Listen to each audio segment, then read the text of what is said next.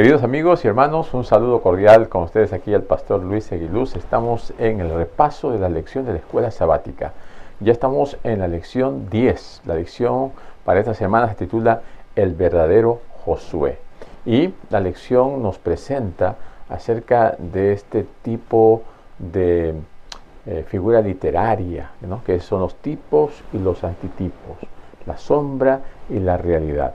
Y el personaje central de la lección de esta semana es Josué, porque prefigura o es el tipo de Jesús. Josué presenta lo que Jesús va a venir a realizar como cumplimiento de todos los mensajes, de todas las profecías y de todo el mensaje mesiánico del Antiguo Testamento, que va a cumplirse en Cristo y que el pueblo de Israel ya estaba también prefigurando, viendo en este joven que se convierte en el líder, ¿no? Oseas, hijo de Nun, que llega a llamarse Josué. El cambio de nombre, ¿no? Jesús salva, ¿no? Dios salva, es un mensaje de cómo el Señor en el tiempo del fin salvaría a la humanidad. Jesucristo vino cumpliendo todos los mensajes proféticos y hoy día nosotros vemos que realmente una realidad de cómo el Señor nos quiere salvar. Así que cuando vamos estudiando los tipos, como en el Antiguo Testamento se presenta un mensaje que tiene una connotación para la iglesia, o sea, eclesiásticamente, y también para el tiempo de fin, o sea, escatológicamente. Y cristocéntrico, o sea, la cristología nos presenta un mensaje que tiene reserva de sentido para que alcance el fin de los tiempos y de esta manera podamos presentar un mensaje salvífico, un mensaje contundente con respecto a la salvación del pueblo de Dios. La lección de esta semana nos presenta claramente que el símbolo tiene su realidad, la sombra tiene su realidad, y lo que el Señor nos muestra es para que veamos las cosas desconocidas a través de las cosas conocidas, para que veamos cómo es la realidad espiritual a través de las enseñanzas figuradas, simbólicas que el Señor nos presenta. Josué se presenta hacia un cumplimiento futuro, ¿no? El Josué del futuro, que es Jesús. Así que la vida de Josué prefigura el ministerio del Mesías, y es lo que vamos a ver en la lección de esta semana.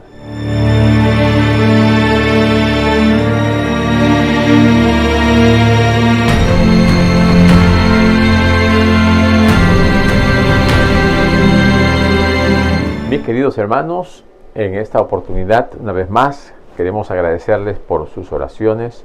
Agradecemos a Dios por todo lo bueno que es, por las bendiciones de la vida, por traernos a su ministerio para cumplir esa misión de predicar el Evangelio. Le agradecemos porque Él nos ha levantado, nos ha cuidado, nos ha protegido, y al conocer su voluntad, pues no hay nada más que entregar nuestra vida a Él. Mis queridos amigos, les queremos también agradecer por su apoyo a través de este canal, donde presentamos el repaso de la lección de la escuela sabática, y quisiéramos también que nos sigan apoyando, y si no te han suscrito, pues puedan suscribirse y compartir con otros. Queremos también recordarles que al final del repaso de la lección, nuestro hermano Ezequiel estará compartiéndonos el versículo de memoria, cantado. Así que vamos al repaso para esta semana, el verdadero Josué. El versículo de memoria se encuentra en 1 Corintios capítulo 10 y versículo 11, que dice: estas cosas les sucedieron por ejemplo, y fueron escritas para advertirnos a nosotros, a los que han llegado al fin del tiempo. Estas cosas sucedieron como ejemplo, ¿no? El ejemplo, las cosas que el Señor presenta en el tiempo del pueblo de Israel, ¿no? Están apuntando hacia el tiempo del fin, porque el pueblo de Israel fracasó, lamentablemente no cumplió las expectativas del Señor. Y nuestro Dios quiere que nosotros, con todo ese conocimiento, con todo ese ejemplo, como dice aquí, no caigamos en el mismo error, porque hemos sido advertidos. Llegar al fin del tiempo es tener la bendición de estar próximos a la venida de Jesús, a las puertas de la venida de Jesús, a las puertas de entrar a la Canaán celestial. Y no podemos dejar de lado una salvación tan grande. No podemos descuidar todo el mensaje que el Señor nos ha dejado en su palabra, todas las evidencias, todas las muestras de ese amor misericordioso.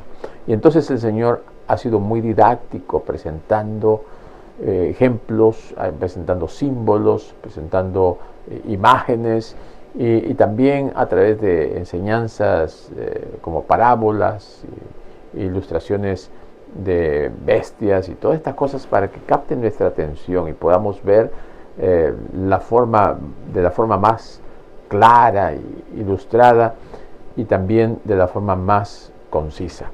El símbolo nos muestra algo, una sombra de la realidad. La realidad es más plena, más completa. Los teólogos le llaman el tipo y el antitipo. El tipo es la sombra y el antitipo es la realidad, ¿no? Por ejemplo, en la palabra de Dios nos presenta esa enseñanza de la tipología, ¿no? El Cordero es el tipo, Jesús es la realidad. Y todas las profecías cristocéntricas tienen a Jesús como el centro, ¿no? Por ejemplo, el sacerdote representa a Jesús también, el sumo sacerdote también. Y vamos a ver en esta lección que el templo, ¿no?, está relacionado con ese santuario donde estaba la presencia de Dios, pero también se relaciona con la iglesia, ¿no?, que es el templo y columna de la verdad. Se presenta también el cuerpo nuestro, que es templo del Espíritu Santo, y el templo en el cual estaremos cuando Cristo venga y estemos en el cielo. Así que Josué, como hemos mencionado, apunta a un cumplimiento futuro. La interpretación, ¿no?, de las profecías, de los mensajes, tienen también una aplicación hacia el tiempo del fin. Puede ser una aplicación local, nacional o escatológica hacia el tiempo del fin. ¿Qué es la tipología? La tipología, nos dice, es una interpretación específica acerca de personas, acontecimientos o instituciones que prefiguran a Jesús u otras realidades contenidas en el Evangelio. Como mencionamos, Adán es la figura de Cristo también, ¿no? La palabra de Dios menciona que cuando estaba el pueblo de Israel en el desierto y estaban necesitando agua, el Señor les proveyó el agua de la roca, ¿no? Y el apóstol Pablo dice que la roca que le seguía era Cristo. Cristo es representado como la roca. También todas las cosas de la antigüedad son figuras de las cosas celestiales, ¿no? El santuario presenta allí el sacerdote, el altar, presenta el sacrificio, la oveja, el candelabro, el pan. Todas estas cosas son figuras, sombras de las cosas celestiales y espirituales. ¿Qué más nos enseña la lección de esta semana? El tipo o modelo corresponde a su antitipo. Hay una correlación directa. La lección nos presenta varios ejemplos. Por decir, David, ¿no? David también prefigura a Cristo. La misma Biblia decía que de la línea de David, un retoño de David, ¿no?, vendría, ¿no?, del tronco de Isaí, vendría el Mesías, el que habría de ser el rey de Israel, rey del linaje de David. Entonces lo presenta a David como una figura de Cristo. Presenta la experiencia de David con la experiencia de Jesús. Lo que sufrió David con lo que sufriría Jesús. El nuevo David, ¿no?, como un rey, Jesús también sería ese rey, ese príncipe admirable, consejero, Dios fuerte, ¿no? También el David antitípico, ¿no?, cuando dice repartirán mis vestidos y sobre mis ropas echarán suertes. Esto dijo David, pero también se refiere al mensaje mesiánico de lo que le pasaría a Jesús, lo que sufriría Jesús, lo que experimentaría Jesús. Así que nosotros vemos aquí que Jesús toma esas expresiones de David y los aplica a su propia vida, y entonces vemos que hay un mensaje mesiánico que tiene su cumplimiento en Jesús. Interesante. Así que los escritos del Nuevo Testamento, cuya escritura era el Antiguo Testamento, o sea, los escritores del Nuevo Testamento se basan en el Antiguo, fueron inspirados por el Espíritu Santo para utilizar los tipos del Antiguo Testamento para revelar la verdad presente, para el tiempo presente y para el tiempo del fin. Y principalmente el ministerio de Jesús y su ministerio y su plan de salvación.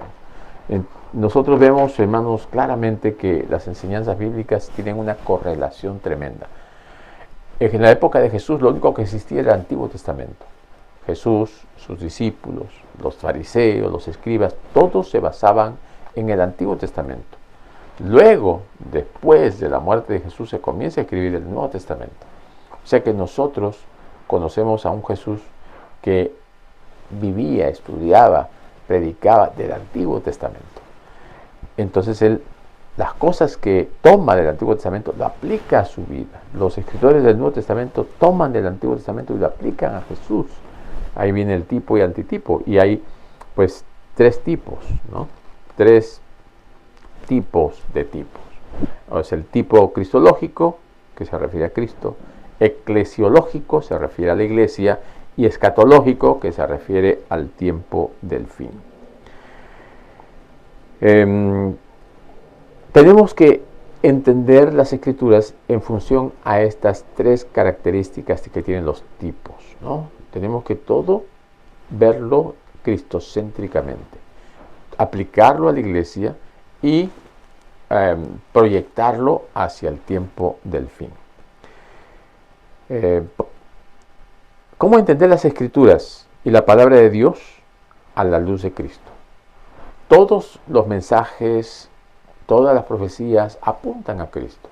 Cristo es el centro, es el mensaje de salvación por excelencia. Israel, por ejemplo, ¿no? Dice, de Egipto llamé a mi hijo. Está refiriéndose al pueblo de Israel cuando sale de Egipto, pero también cuando Jesús nace y escapan para Egipto, y luego el ángel se le acerca a José y le dice que regrese, que retorne. Entonces, tiene una fase cristológica, pero también eclesiológica. El Señor le llama al pueblo de Dios el Israel de Dios. Nosotros notamos que se está aplicando cristológicamente a Jesús, eclesiológicamente a la iglesia, y también escatológicamente, porque dice que los 144,000 son seleccionados de la tribu de Israel, o sea, los sellados, y está utilizándolo ahora escatológicamente para el tiempo del fin. No significa que el pueblo de Israel esté siendo exclusivamente salvos como nación, sino que lo está presentando como el tipo, ¿no?, de los que serán en el tiempo del fin semejantes al pueblo de Israel, el tipo y su antitipo. También, por ejemplo, el Éxodo presenta aquí que tiene su fase cristológica, ¿no?, que el ángel llamó a Jesús de Egipto. La fase eclesiológica, cuando dice a nosotros, nos dice, salid de ella, pueblo mío, no se contaminen, salgan de ese Egipto, que es la contaminación, se relaciona el pecado con Egipto, y salir de allí nos llama a que formamos parte del pueblo de Dios. Y en la parte escatológica también le dicen, salid de ella, pueblo mío, no seáis partícipe de sus plagas. O sea, aparte de que nosotros salimos del pecado, también en el tiempo del fin tenemos que separarnos de aquellos que serán sellados para perdición, de aquellos que serán salvos. Y otro de los modelos o tipos que aparecen en el Antiguo Testamento está relacionado con el santuario. En la fase cristológica, Jesús dijo, ¿no?, destruyan este templo y lo levantaré en 3 días. Se estaba refiriendo al templo de su cuerpo, a Él. Aunque muchos pensaban que se estaba refiriendo al templo físico, ¿no? Que destruyen ese templo y lo levantaré en 3 días. Se está refiriendo a Él, a su resurrección. También en la fase eclesiológica, el Señor dijo, vosotros sois templo de Dios. La iglesia, ¿no?, es templo de Dios, y como individuos que formamos parte de la iglesia también somos templo de Dios. Y el Señor quiere que cuidemos nuestro cuerpo porque es templo del Espíritu Santo. Y en la fase escatológica dice que su iglesia es el templo de Dios. Y en el tiempo, cuando Cristo establezca su reino, Él dice que veía el arca en el templo, ¿no?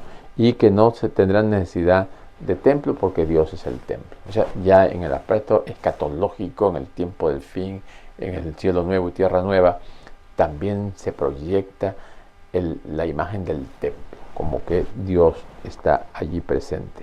Así que todas las doctrinas están correlacionadas, están unidas, concuerdan unas con otras. Y tenemos que estudiar la Biblia e ir entendiéndola en el contexto de su tipo y su antitipo, su correlación, cómo tiene esa conexión, cómo están configuradas las lecciones, los mensajes y las profecías bíblicas.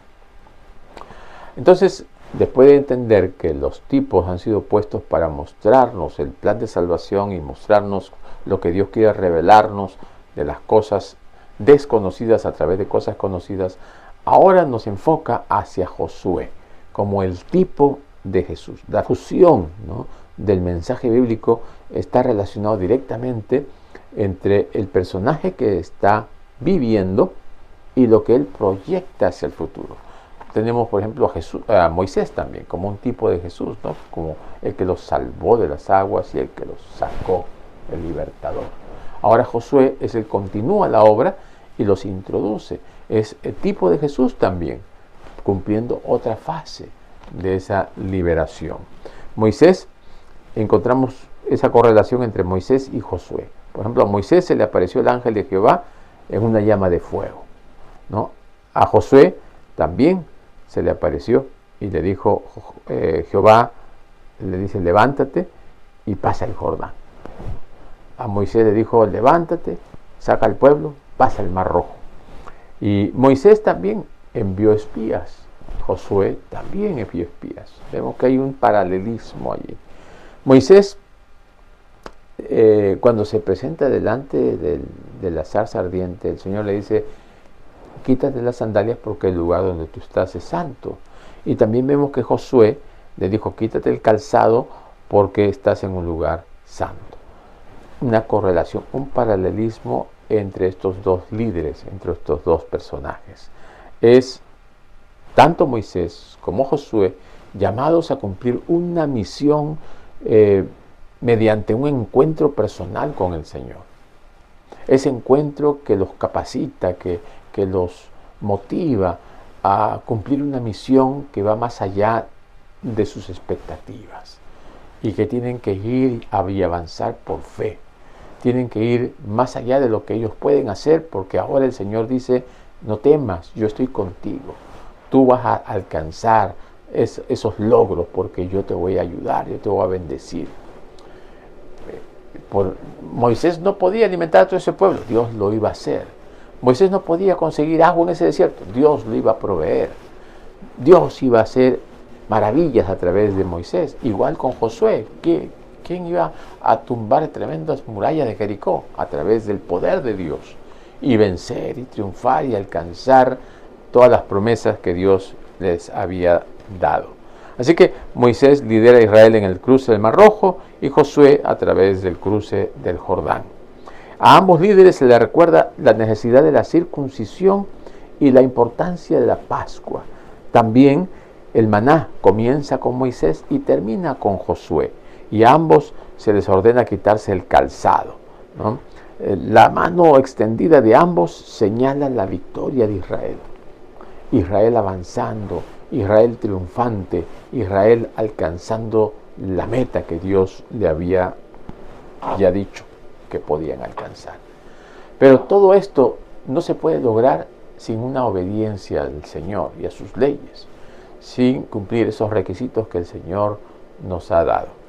Entonces, Moisés representa a Jesús, ¿no? El Señor dice: levantaré profeta, y vendrá un profeta como yo, mejor, ¿no? O sea, será un profeta que le dirá al pueblo las cosas que tiene que hacer. En un sentido, estaba diciendo después, yo voy a morir, pero va a venir otro que va a continuar la obra. Pero también en un sentido de proyección escatológica, era el mensaje de que Cristo iba a venir. También las profecías de Moisés que había anunciado se cumplían en el Mesías. Tanto la vida de Moisés como la de Josué se convirtieron en tipos de Jesús, el Mesías venidero. Adán también es un tipo de Jesús, ¿no? Encontramos en la palabra de Dios mensajes que tienen una connotación cristocéntrica por excelencia, pero que a veces nosotros lo pasamos por alto y debemos encontrarle ese sentido. Cristo está en todas las profecías, en todos los mensajes, y tenemos que apuntar a este. El verdadero Josué como antitipo. Aquí en la lección nos dice que el objetivo de las guerras y esas batallas era introducir al pueblo a la tierra de Canaán, a la tierra prometida. Y allí podrían disfrutar de todas las promesas, de la herencia que el Señor les había dado. Y así establecer una nación, un pueblo que se rigiera en base a las leyes de Dios. Es lo que Dios quería para la nación, para todos los fieles, para todos los que se añadieran al pueblo de Dios. Y como el pueblo de Dios fracasó, no lo pudo llevar a cabo, entonces el Señor ahora, al abrir las puertas del Evangelio a todo el mundo, nos pide a nosotros que prediquemos el Evangelio para que pueda haber un Israel espiritual que alcance las promesas de Dios. Josué entró en Canaán después de 40 años en el desierto. Nosotros vemos que Jesús entró a su ministerio después de 40 días en el desierto. Encontramos un paralelismo entre el Josué del Antiguo Testamento y el Joshua, el Jesús en el Nuevo Testamento, que es el cumplimiento del tipo al antitipo para comenzar su obra del ministerio de salvación. Y vemos también aquí, por ejemplo, después del bautismo de Jesús en el río Jordán, su cruce del Jordán, los escritores citan Salmos, Isaías, el Salmo mesiánico y la canción del siervo sufriente, donde nos muestra que a través de su bautismo Jesús es presentado como el guerrero divino que librará las guerras de Dios contra las fuerzas del mal mediante una obediencia fiel. Jesús es el guerrero, Jesús es el victorioso. Se va a enfrentar a las fuerzas del mal con la finalidad de ser nuestro libertador, de ser el que va a pelear por nosotros para que nosotros podamos alcanzar la victoria final. Y luego nos presenta a Jesús como nuestro Salvador y cómo lo relaciona a Josué con nosotros. Josué apunta como tipo o modelo más allá del ministerio de Cristo, hacia un cumplimiento de la vida cristiana, o sea, del cuerpo de Cristo, y nos muestra que nosotros mismos estaremos en esa batalla y que tenemos que triunfar porque somos el cuerpo de Cristo. Somos guerreros. Jesús es nuestro capitán. Estamos en una pelea, en una batalla constante en donde el Señor nos ha pedido que nos vistamos de toda la armadura de Dios. Así el apóstol Pablo dijo: he peleado la buena batalla. Esa batalla ahora se traslada al contexto de la iglesia, en donde tenemos nosotros que luchar contra el enemigo, así como el pueblo de Israel entró a Canaán y luchó para conquistar las tierras que el Señor le había prometido. También tenemos que luchar nosotros y tenemos que pedirle al Señor que nos ayude a vencer a esos gigantes que nos tienen atemorizados, esos pecados que nos tienen atrapados. El Señor los puede vencer. El apóstol Pablo dijo: he peleado la buena batalla, he guardado la fe, ¿no? Y también dijo, le dijo a Timoteo: que milites por ella, la buena milicia. O sea, tú eres un guerrero, eres un soldado de Jesucristo.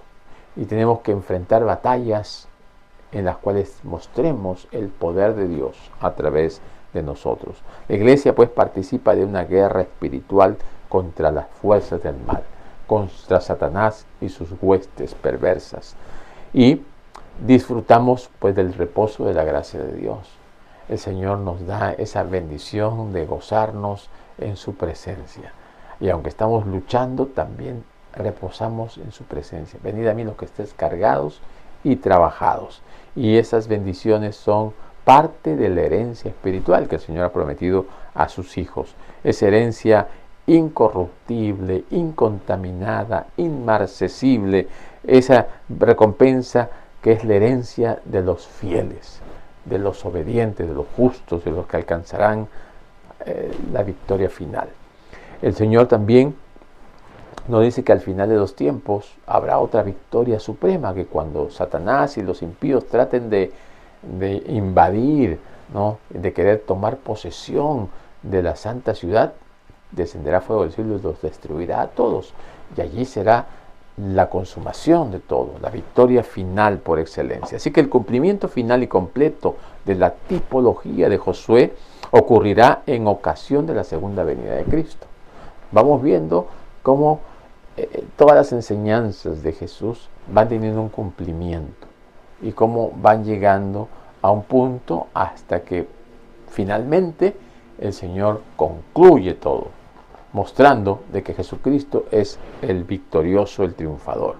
Y cuanto más contemplamos a Jesús, más vamos a reflejar su carácter, porque finalmente esto es lo que el Señor quiere de sus hijos, que reflejemos a Cristo, que imitemos al Señor, que alcancemos la estatura de Cristo.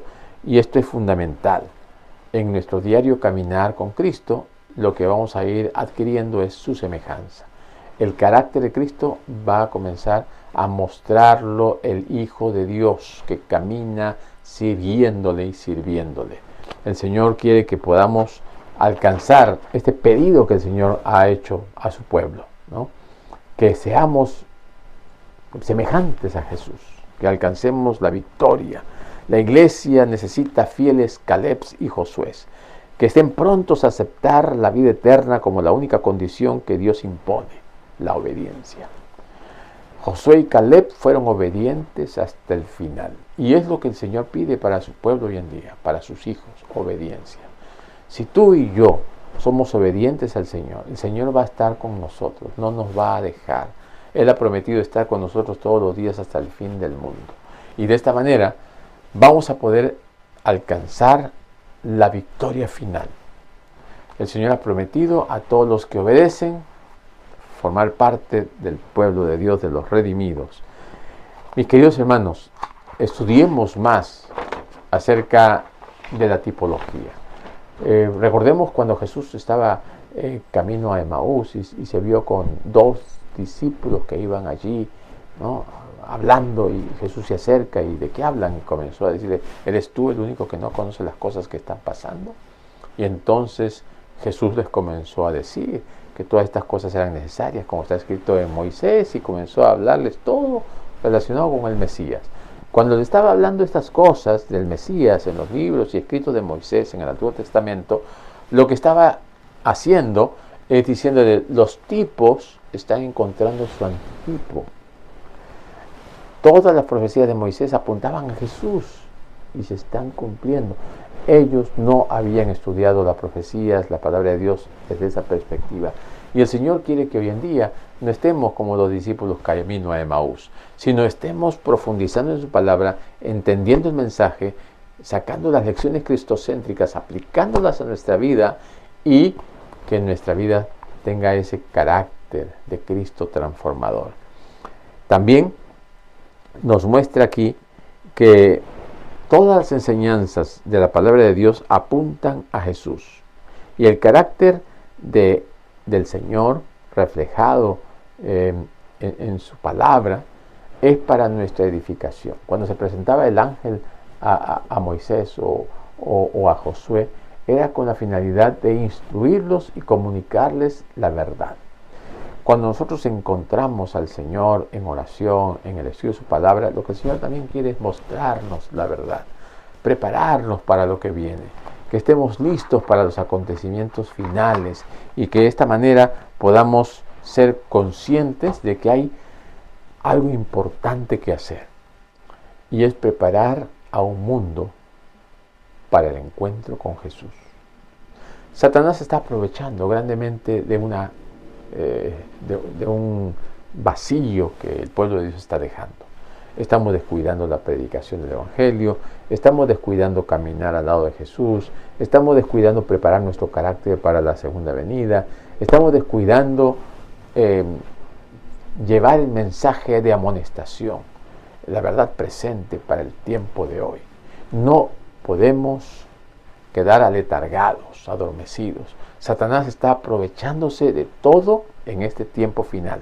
Y si nosotros caemos en sus engaños, entonces no estaremos cumpliendo la misión para la cual el Señor nos ha llamado. Abramos nuestros ojos, quitemos las sandalias, los calzados de nuestro pie, porque vamos a entrar en tierra santa, en tierra sagrada.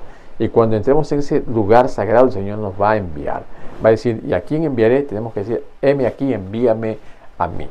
Y cuando estemos dispuestos a ir a cumplir la misión que el Señor nos ha encomendado, entonces podemos ver almas viniendo a los pies de Jesús. Tenemos que vestirnos de la armadura de Dios y tenemos que investirnos del poder del Espíritu Santo.